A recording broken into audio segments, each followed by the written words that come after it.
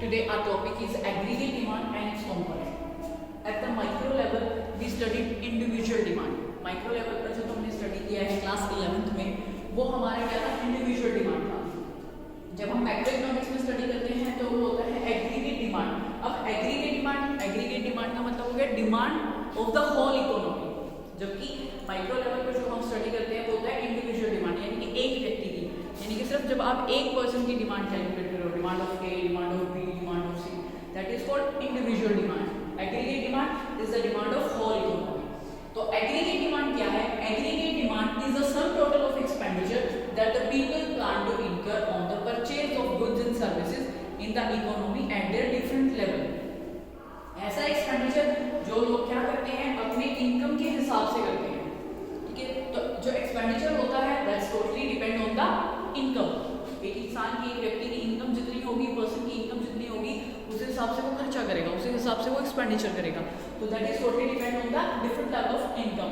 Now check the aggregate demand schedule. This is the demand schedule. Demand schedule represent income is equal to aggregate demand. Income और aggregate demand हमें show किया गया है.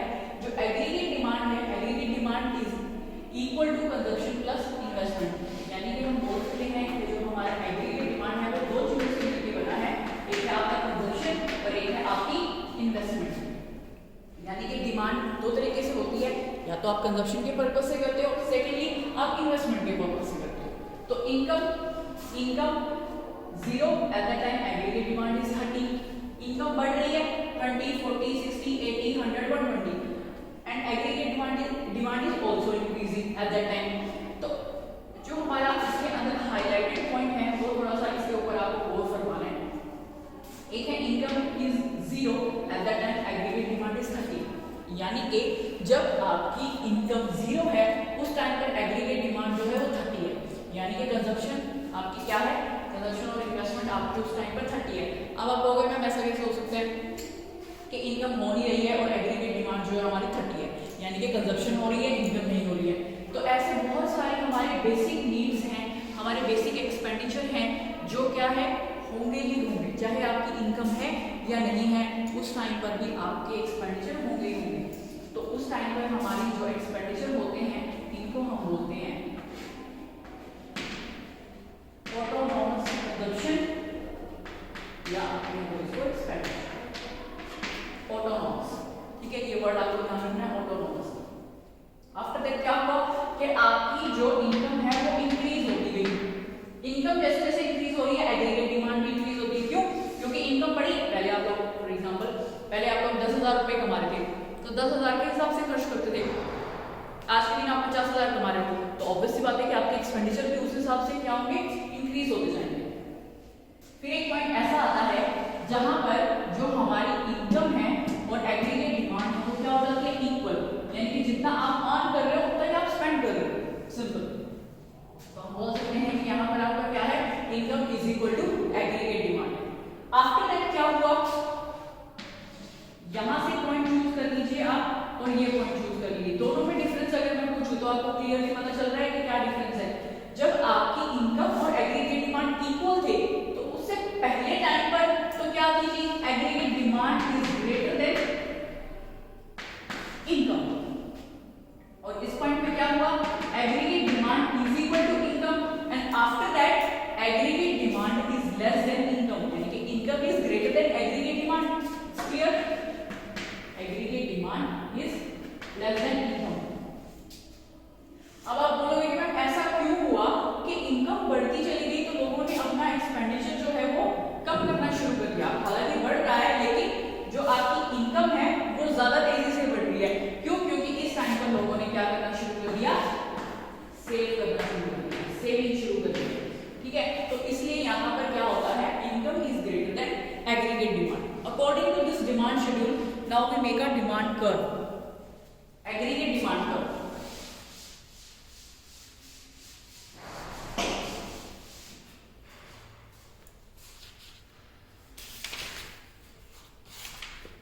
Aggregate demand curve is the relation of, हम यहां पर इन्हीं दोनों की रिलेशनशिप की बात करेंगे.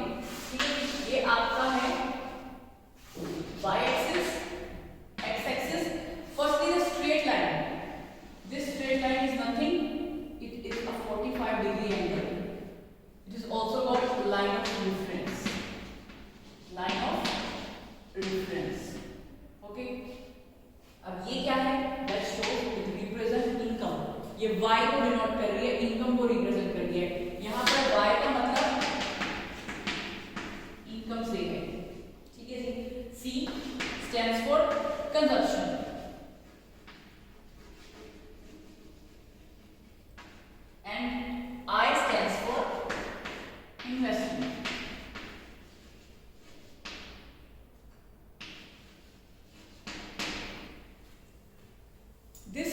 the line of reference.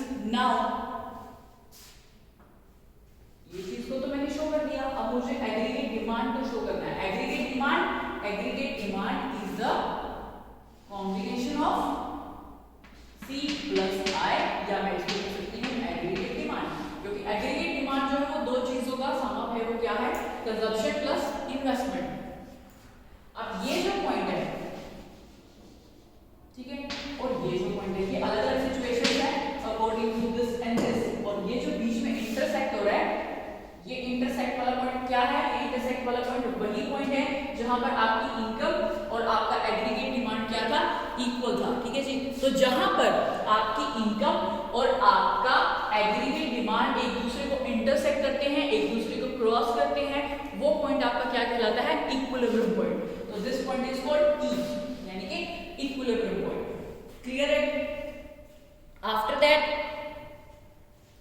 Components of aggregate demand. Aggregate demand's components क्या कहते हैं? एग्रीगेट डिमांड जो कंपोनेंट्स हैं वो दो तरह की इकोनॉमी में हम स्टडी करते हैं. Two types of economy. First of all closed economy and second is open economy. Closed economy and open economy. तो it's a two sector economy and three sector economy. They both are considered into the closed economy. Is it clear? Two sector economy. In the two sector economy, we consider C plus I. Aggregate demand is C plus I is equal to aggregate demand. We studied about only the consumption and investment. ठीक है. तो जब आप सिर्फ दो sectors की बात करोगे, सिर्फ दो सेक्टर्स को स्टडी करोगे क्लोज इकोनॉमी में, तो that is called two sector close economy. और जब आप थ्री सेक्टर इकोनॉमी की बात करते हो, तो in the three sector C plus I तो है ही, C प्लस I तो है ही, जो हम पहले से स्टडी कर रहे थे. एक चीज और इसके अंदर क्या ऐड हो जाएगी? Plus G. G stands for government, consumption, investment and third one is government. तो government expenditure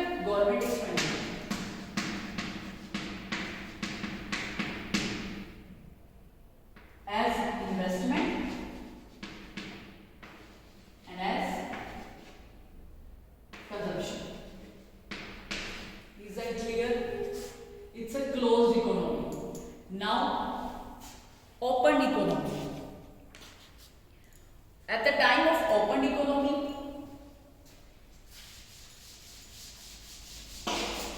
C plus I plus G is continuously considered, but one thing also added is this.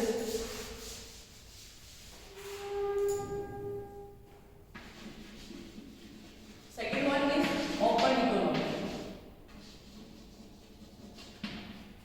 C plus I plus G plus net export. Net export. Now what is net export? Net exports, or we can say export minus imports. तो totally जो आपने expenditure किया है, ठीक है, आपने exports किया है और आपने इंपोर्ट्स किया है, उसका नेट आप निकालोगे एक्सपोर्ट्स माइनस इंपोर्ट करके. That is considered into the open economy. That is a part of open economy. So all these are the components of aggregate demand. Aggregate demand अगर आपसे कोई क्वेश्चन रेज हो रहा है कि aggregate demand के components कितने तरह के होते हैं? There are two types of components of aggregate demand. First of all, open in the open economy, and second one is the closed economy. At the time of closed economy, we consider two sector economy and three sector economy. In the two sector economy, we consider aggregate demand is equal to C plus I, and at the time of three sector, we consider C plus I plus G, and at the time of open economy we consider C plus I plus G plus net exports. Clear? Now come to the point: consumption, function, estimation and behavior of C, correspondence of AD. Now consumption stands for What is consumption? At the time of economy, often the study of behavior of C with respect to Y, because consumption totally depends on the income. Higher level of income often leads to higher level of consumption. कि जितना ज़्यादा आपका income होगा at the time of AD schedule, we discuss here कि जितना ज़्यादा हमारा income होगा उतना ही हमारा क्या होगा, consumption होगा. Income जितना बढ़ रहा है उतना ही आपका consumption बढ़ रहा है. बट एक पॉइंट ऐसा आ जाता है जहाँ पर लोग क्या करना शुरू कर देते हैं, सेव करना शुरू कर देते हैं. ठीक है, उस टाइम पर वो लोग मतलब रहेगा आपका जो है एडी बढ़ ही रहा है. आप ये नहीं बोलोगे कि एडी क्या हो गया, डिक्रीज होना शुरू हो गया. डिक्रीज होना शुरू किया, एडी इंक्रीज हो रहा है, बट वाई जो है वो फ्रीक्वेंटली बढ़ना शुरू हो गई, वो ज्यादा तेजी से बढ़ना शुरू हो गई. सी 0 to 20, 20 to 40, 40 to 60, 60 to 80, 80 to 100, 100 to 120 increase हो रही है. बट जो इसका इंक्रीजिंग का पॉइंट था सेम ही था. ठीक है जी, बट क्या हुआ, आपका इनकम जो है वो आगे निकल गया, यानी कि जो एग्रीगेट डिमांड है वो लेस देन इनकम हो गया. क्यों? क्योंकि लोगों ने इस टाइम पर सेव करना शुरू कर लिया. So higher level of income often leads to higher level of consumption. There is always some minimum level of consumption. Consumption can not be zero even when income is zero. ठीक है, कि अगर आप कहो कि मैम अगर income आपकी zero है तो हमारी जो कंजप्शन है वो भी जीरो होनी चाहिए. ऐसा कभी भी नहीं हो सकता. क्यों नहीं हो सकता, मैंने आपको पहले ही बताया, क्योंकि जो हमारी इनकम है वो क्या है, अगर जीरो है तो भी हमारी जो कंजप्शन है वो मिनिमम लेवल की कंजप्शन हमेशा होती है. यानी कि कुछ हमारे ऐसे बेसिक एक्सपेंडिचर होते हैं जो हमेशा होंगे ही होंगे, जिनको आपकी इनकम हो ना हो उसके ऊपर उसका कोई इफेक्ट नहीं पड़ता. इसलिए इनकम अगर जीरो है तो भी हमारे कंजप्शन क्या होंगे ही होंगे. ठीक है जी, आज के टॉपिक में हम इतना ही डिस्कस करेंगे. नेक्स्ट टॉपिक हम नेक्स्ट क्लास में डिस्कस करेंगे. Thank you.